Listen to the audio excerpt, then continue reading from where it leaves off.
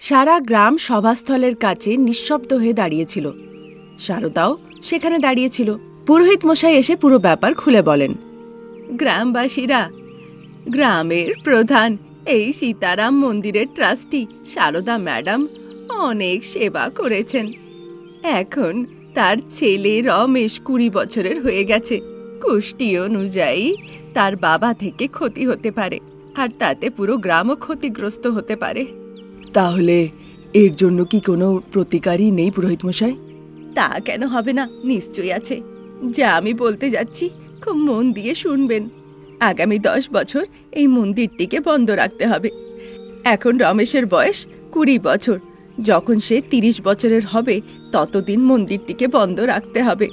তবে শারদার বিয়ে রক্ষা পাবে, আর এই গ্রামটিরও রক্ষা হবে। কি বলেন আপনারা? পুরোহিত মশাইয়ের এভাবে বলাতে সবাই নিজেদের মত দেয়। তারপর সীতারাম মন্দিরটিকে বন্ধ করে দেয়া হয়। 10 বছর কেটে যায়। গ্রাম পঞ্চায়েত শারদা নিজের 2 তলা বাড়িতে থাকত। সে ছাদে দাঁড়িয়ে প্রায় বাড়ির ঠিক সামনে সেই রাম সীতা মন্দিরটিকে দেখত, যার উপরে খুব ধুলো জমা হয়ে গেছিল। একদিন বাড়ির ভেতরে প্রসাদ সোফার উপরে বসেছিলেন। অনামিকা কফি বানিয়ে প্রসাদকে এনে দেয়। বাবা, আমি কি আপনাকে একটা প্রশ্ন করতে পারি? দেখো মা, রাম সীতা তোমার খুব পছন্দের, তাই তুমি প্রতিমা এনে পুজো করেছ। আমি তোমাকে কিছুই বলিনি, কিন্তু ওই রাম সীতা মন্দিরের নিয়ে কিছু আমাকে জিজ্ঞাসা করো না। আমি কিছুই জানি না, তাই আমাকে ছেড়ে দাও। আহা বাবা, আমি রাম সীতা মন্দিরের নিয়ে প্রশ্ন করতে আসিনি, শাশুড়ি মার নিয়ে করতে এসেছিলাম। তোমার শাশুড়ির আবার কি হলো? মা ছাতেই দাঁড়িয়ে আছেন, নিচে নামছেনই না, আর আমাকে বলছেন চা, জল খাবার, দুপুরের খাবার, বিকেলের চা, কফি, রাত্রের খাবার পর্যন্ত বলছেন কি ছাতে নিয়ে আসতে। দেখো বৌমা, শাশুড়ি মা যা বলছেন সেটা বারণ না করে দাও। যেখানে খাবার নিয়ে যেয়ে দিতে বলছে দিয়ে দাও, সেটা তোমার আর পরিবারের জন্য ভালোই হবে। যদি না বলে বা তুমি বেশি উৎসাহিত হয়ে কিছু করতে যাও, সেটাতে কিছু লাভই হবে না। সে কথা নয় বাবা, বৌমা হওয়ার কারণেই রাম সীতার প্রতিমা আমি পেয়েছি, আর খুবই ভক্তি দিয়ে তাদের আমি পুজো করি। এখন উনি আমাদের বাড়ির কুলদেবতা। আপনি রাম সীতার পুজো করেন না, তাহলে ওভাবে ছাদের ওপরে দাঁড়িয়ে বন্ধ রাম সীতার মন্দিরকে দেখার কি মানে হয়? দেখো বৌমা, আমি তোমায় বাংলায় বলেছি, সংস্কৃতে নয়। শাশুড়ি মাকে ছেড়ে দাও, তাকে তার পরিস্থিতিতে তার জগতে ছেড়ে দাও। আমাকে জিজ্ঞেস করলে এ কথাটা গিয়ে আবার তুমি রমেশকে জিজ্ঞেস করতে যেও না, আর নাই নিজের শাশুড়ি মাকে করো, সেটাই ভালো হবে। এ কথা বলে কফি খেয়ে সেখান থেকে সে চলে যায়। ওদিকে শারদা ছাদে দাঁড়িয়ে রাম সীতার মন্দিরের দিকে তাকিয়েই ছিল। তখন হঠাৎ করে পুরোহিত মশাইয়ের ফোন আসে। বলুন পুরোহিত মশাই। পুরোহিত মশাই ফোনে শারদাকে বলে, ম্যাডাম, যে দিনের অপেক্ষায় ছিলাম সেদিন এসে গেছে। ঠিক 10 দিন পরে রমেশ একদম 30 বছরের হয়ে যাবে। সেদিন আমরা রাম সীতার বিয়ে দিয়ে পুনরায় আবার সেই মন্দিরটি খুলব। মনে আছে পুরোহিত মশাই, কিন্তু স্বামীর ভালোবাসার জন্য এভাবে 10 বছর মন্দিরটিকে বন্ধ রেখে কি আমি ঠিক করলাম? 10 বছর পর্যন্ত মন্দিরটি বন্ধ রেখে ভালোই করেছ। আপনি তার মধ্যে রমেশের বিয়ে অনামিকার সাথে দিলেন, তাদের কুষ্টি মিলল, তারপর অনামিকা বৌমা হয়ে এলো। আর ভাগ্য দেখুন বৌমা অনামিকা সীতারামের কত বড় ভক্ত। আমাদের প্রার্থনা করা আরো সহজ হয়ে গেল। ঠিক আছে পুরোহিত মশাই। এ কথা বলে শারদা ফোনটি রেখে দেয়। ততক্ষণে অনামিকা জুস নিয়ে শারদাকে দেওয়ার জন্য ছাতে আসে। মা, আপনার কথা মতো আমি জুস নিয়ে এসেছি। সেটিকে রেখে তুমি যেতে পারো। মা, সে কথাটা নয়। বৌমা, আমাকে রাগিও না তো, এখন তুমি যাও। আমি একটা বিশেষ কাজ করছি, আমাকে বিরক্ত করো না। আর সেই বিশেষ কাজ এই ছাদ থেকে দাঁড়িয়ে দাঁড়িয়ে বন্ধ সীতারামের মন্দিরটিকে দেখা নাকি? দেখো বৌমা, আমি আমার রাগ সংবরণ করতে পারছি না। তুমি এখন যাও, যখন আমি ডাকবো তখনই ছাতে এসো। আজে বাজে কারণ নিয়ে বারবার ছাতে আসবে না। এই জিনিস শুকুবার আছে, জামা কাপড় মেলার আছে, জামা কাপড় তোলার আছে, যত আজে বাজে কথা কিন্তু বলবে না। মা, একবার। অনামিকার এভাবে বলাতে শারদা ভীষণ রেগে যায়, আর জুসের গ্লাসটা তুলে সে ছুঁড়ে ফেলে দেয়। তা দেখে অনামিকা আর কিছু না বলে চুপচাপ সেখান থেকে চলে যায়। সারদা রেগে মেগে আবার সীতারাম মন্দিরের দিকে তাকিয়ে থাকে। অনামিকা ঘরের ভেতরে চলে যায়। আমি শুনলাম মা পুরোহিত মশাইকে ঠিক আছে বললেন। তার মানে মন্দির বন্ধ থাকার পেছনের কারণ পুরোহিত মশাই ভালো করে জানেন। এবার কিছু একটা করে পুরোহিত মশাইয়ের সাথে আমার একবার দেখা করতে হবে। একথা ভেবে সে আবার ছাদে উঠে আসে। তাকে দেখে সারদা ভীষণ রেগে যায়। বৌমা, তুমি আবার উপরে উঠে এসছো, এবার আমি তোমার মাথাটা ফাটিয়ে দেবো। তেমনটা নয় মা, রেশনের জিনিস শেষ হয়ে গেছে, তাই সেগুলো আমি আনতে যাচ্ছি। শ্বশুরমশাই বাড়িতে নেই? নেই মা, বিশেষ কাজ আছে বলে উনি বেরিয়ে গেলেন। তাহলে রমেশ এখন কি করছে? কিছু বিশেষ কাজ করছে বলে উনি দরজাটা বন্ধ করে রেখেছেন। বৌমা, যা বলছি ভালো করে শোনো। তুমি জিনিস নিতে যাচ্ছ, বাজারে যাবে আর জিনিস নিয়ে সোজা বাড়ি ফিরে আসবে। যদি মধ্যেখানে কোথাও থেমেছো বা কাউকে বন্ধ মন্দিরের কথা জিজ্ঞাসা করেছো, মনে রাখবে আজ তোমার শেষ দিন হবে এই ঘরে। আচ্ছা বেশ মা, আমি বাজারে যাচ্ছি, জিনিস নিয়ে সোজা বাড়ি ফিরবো। তার মাঝখানে আমি দাঁড়িয়ে বন্ধ মন্দিরের কথা কাউকে কোনোভাবে জিজ্ঞাসা করব না। যাও। একথা বলে অনামিকা সেখান থেকে চলে যায়। তারপর আবার সারদা সেই বন্ধ মন্দিরটিকে দেখতে লাগে। সারদার বৌমা অনামিকা হাঁটতে হাঁটতে বন্ধ সীতারাম মন্দিরের কাছে পৌঁছয়। সেখানে খুব ধুলো জমা ছিল। চারিদিকে দেখে আর মনে মনে সে ভাবে, এখানে দাঁড়িয়ে আমি মাকে তো দেখতে পাচ্ছি না, তার মানে মাও আমাকে দেখতে পাচ্ছেন না হয়তো। একথা সে ভাবছিলই তখন মন্দিরের কাছে নোংরা ছেঁড়া জামাকাপড় পরা রমন নামের একটি পাগল লোক অনামিকার দিকে তাকিয়েছিল। চলে যাও, এখান থেকে চলে যাও। যদি মন্দিরের লোক দেখতে পায় যে তুমি এখানে দাঁড়িয়ে আছো, তাহলে যে তারা তোমাকে কিছুতেই ছাড়বে না। চলে যাও, এখান থেকে চলে যাও, চলে যাও মা। মন্দিরের লোকেরা? তারা কারা আর তারা কোথায় বা এখন আছে? কেন বন্ধ করলো মন্দির? মন্দির নিয়ে এত প্রশ্ন কেন করছো তুমি? তুমি কি বাঁচতে চাও না? চলে যাও, এখান থেকে চলে যাও। একথা বলে রমন সেখান থেকে ছুটে পালাতে লাগে। অনামিকাও তার পিছু পিছু ছুটতে লাগে। রমন খুব জোরে ছুটতে লাগে যাতে অনামিকা তাকে ধরতে না পারে। অনামিকা ভাবে যেভাবেই হোক না কেন সে রমনকে আজ ধরবে আর বন্ধ মন্দিরের পেছনের কারণটা সে জানবে। কিন্তু অনামিকা একথা জানতো না যে সারদা পাগল রমন এবং তার পিছু পিছু অনামিকাকে ছুটতে সে দেখছিল। ওদিকে অনামিকা ছুটতে ছুটতে ক্লান্ত হয়ে দাঁড়িয়ে পড়ে। এই পাগল লোকটাকে তো পাবো না মনে হচ্ছে, পুরোহিত মশাইকে খুঁজতে হবে। একথা ভেবে সে সোজা পুরোহিত মশাইয়ের বাড়িতে চলে যায়। আরে, তুমি সারদা ম্যাডামের বৌমা না? হ্যাঁ পুরোহিত মশাই, আমাকে ক্ষমা করবেন, কিন্তু একটা কথা দেন। তুমি এখানে এসেছো সে কথা সারদা দিদি জানেন না? না হ্যাঁ পুরোহিত মশাই, উনি জানেন না, আর আপনি ওনাকে বলবেনও না, কিন্তু একটা কথা দেন আমায়। আমি জানি তুমি কি প্রশ্ন করতে চাও। আমি শুধু একটাই কথা বলতে পারি, মন দিয়ে শুনবে। এই মন্দিরের প্রধান তোমার শাশুড়ি মা, আর এই মন্দিরের দেবতা রাম সীতাও কিন্তু তোমার শাশুড়ি মার খুব কাছের। কিন্তু এসবের পেছনের কারণ কি?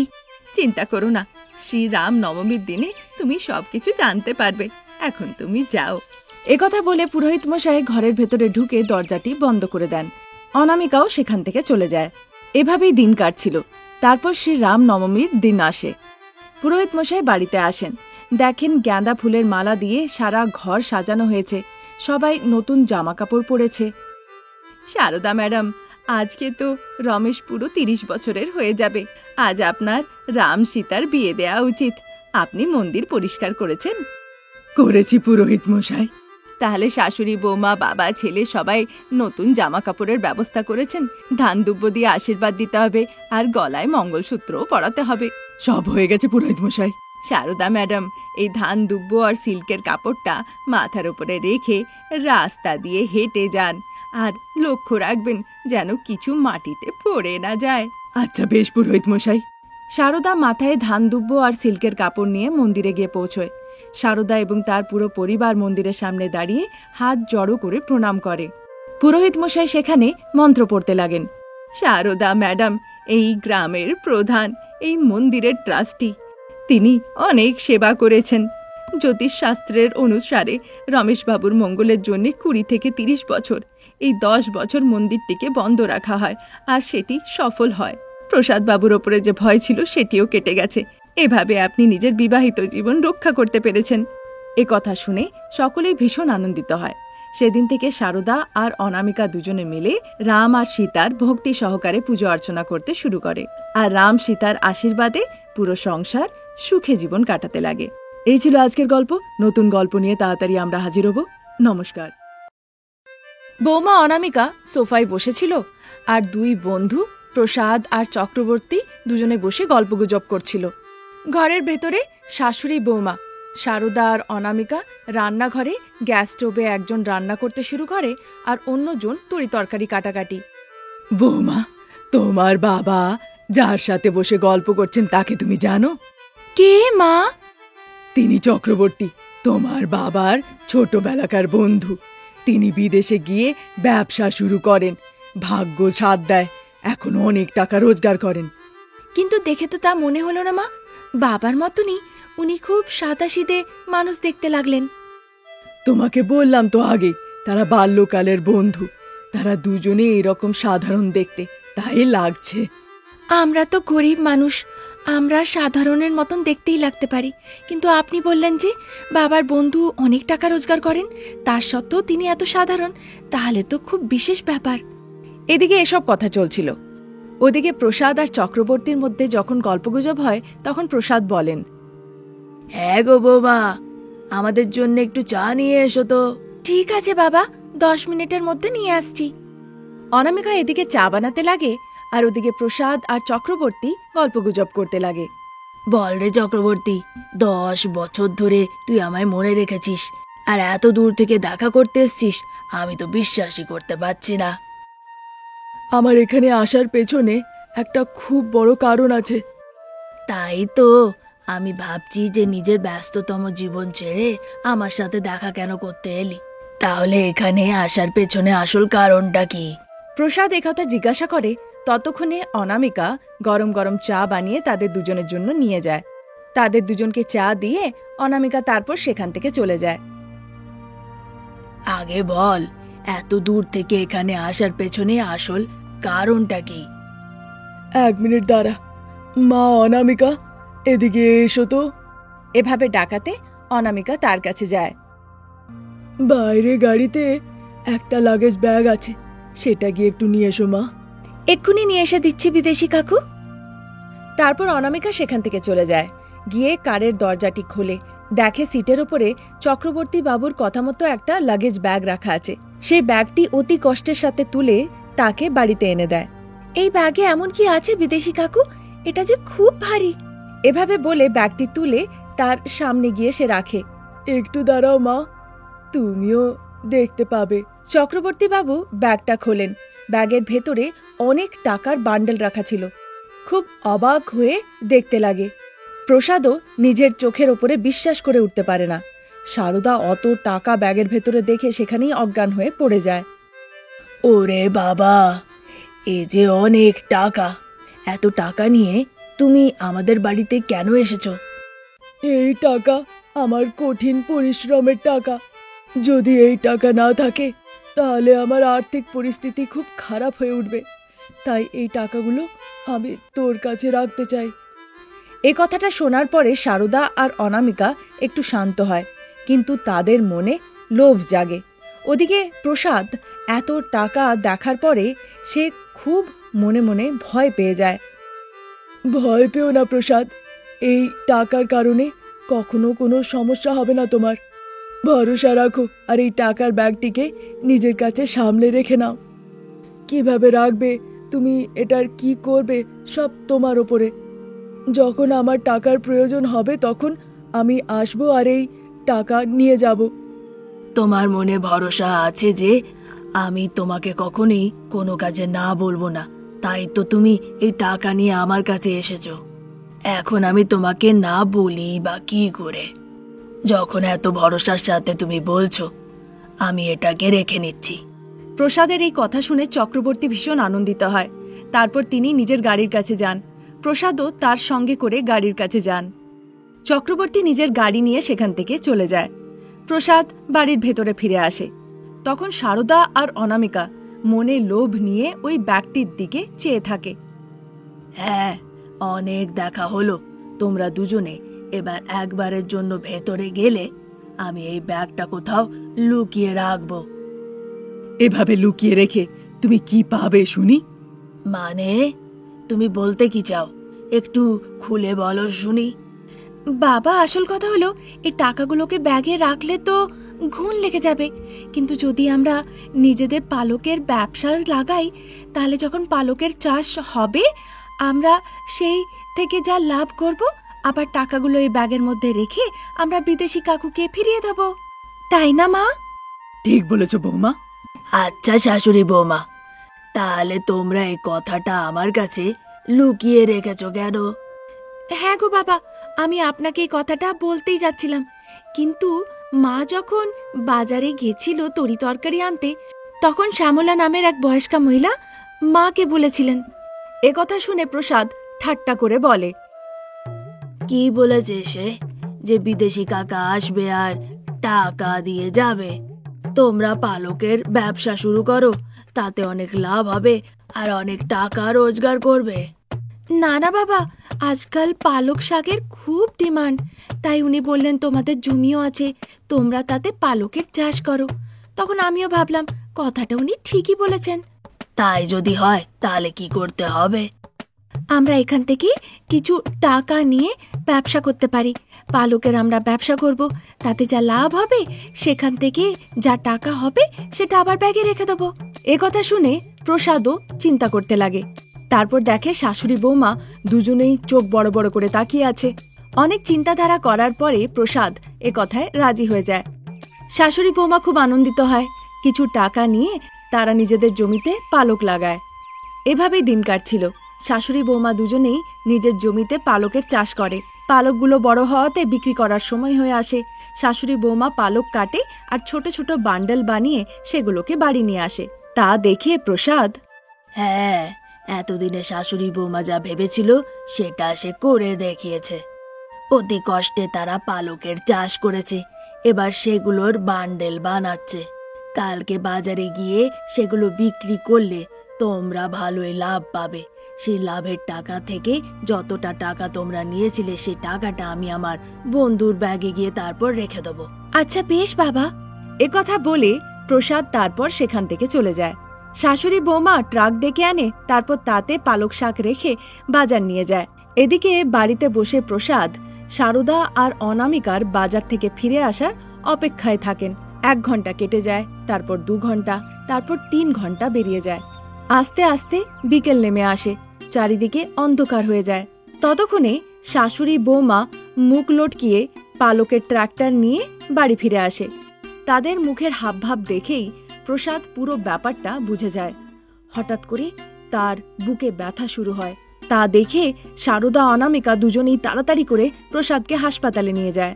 ডাক্তারবাবু প্রসাদকে পরীক্ষা করেন। ওনার হার্ট অ্যাটাক হয়েছে, ওনার ভালো করে খেয়াল রাখবেন, সময়ে সময়ে ওষুধ দেবেন। ডাক্তারবাবু ওষুধ লিখে দেন। তারপর প্রসাদকে তারা বাড়িতে নিয়ে এসে বিছানায় শুইয়ে দেয়। বাবা, আপনি একদম চিন্তা করবেন না, যাই পরিস্থিতি হোক না কেন আমি বিদেশি কাকার সামনে আপনাকে কথার খেলাপ হতে দেব না। আপনি আমার উপরে একটু ভরসা রাখুন। এভাবে প্রসাদকে সান্ত্বনা দিয়ে সে নিজের ঘরে চলে যায়। রমেশ সেখানে ঘুমুচ্ছিল। অনামিকা খুব চিন্তা করতে লাগে। তারপর হঠাৎ করে অনামিকার মাথায় পালক পরোটা বানাবার একটা পরিকল্পনা আসে। পরের দিন যখন প্রসাদকে চেয়ারে বসানো হয় তখন অনামিকা প্রসাদের কাছে আসে।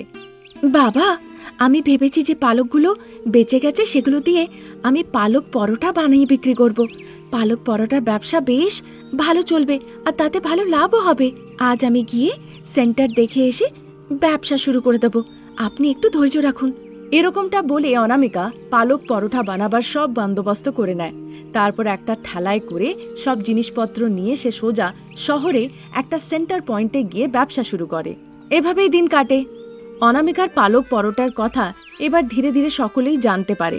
সবাই তার দোকানে ভিড় জমাতে লাগে। যা টাকা লাভ হয় সেটা নিয়ে অনামিকা প্রসাদের কাছে যায়। বাবা, এই নিন টাকা, এই টাকাটাকে একটু ভালো করে গুনে নিন তো, আর তারপর এই টাকাটা বিদেশি কাকার ব্যাগে গিয়ে সাবধানে রেখে দেন, তবে গিয়ে আপনি একটু শান্তি পাবেন। সেই টাকা দেখে প্রসাদ ভীষণ আনন্দিত হন এবং অনামিকাকে বলেন, ক্ষমা করে দিও মা, আমি তোমাকে খুব কষ্ট দিয়েছি। না না বাবা, আপনি আমাকে ক্ষমা করবেন, ভালো মানুষ ছিলেন, হঠাৎ করে আমার কারণে আপনার এত বড় একটা অসুখ হয়ে গেল। এমন পরিস্থিতিতে আমি আপনাকে ফেললাম যে ভালো মানুষটা, সুস্থ মানুষটা হঠাৎ করে বুকে ব্যথা হতে লাগলো। ভাগ্যিস ঈশ্বর প্রার্থনা শুনেছিলেন, কোনোভাবে তিনি আপনাকে রক্ষা করেছেন। যখন যখন এ কথাটা ভাবছি আমার তো বুক ধড়ফড় করছে। এ কথা বলে অনামিকা সেখান থেকে চলে যায়। সারদা টাকার ব্যাগটি প্রসাদকে দিয়ে দেয়। সেই রাত্রিতে সকলেই খুব নিশ্চিন্তে ঘুমোয়। সেদিন থেকে সারদা আর অনামিকা পালক পরোটা বিক্রি করে নিজেদের জীবনযাপন করতে লাগে। এই ছিল আজকের গল্প। নতুন গল্প নিয়ে খুব তাড়াতাড়ি হাজির হব। ততক্ষণের জন্য নমস্কার।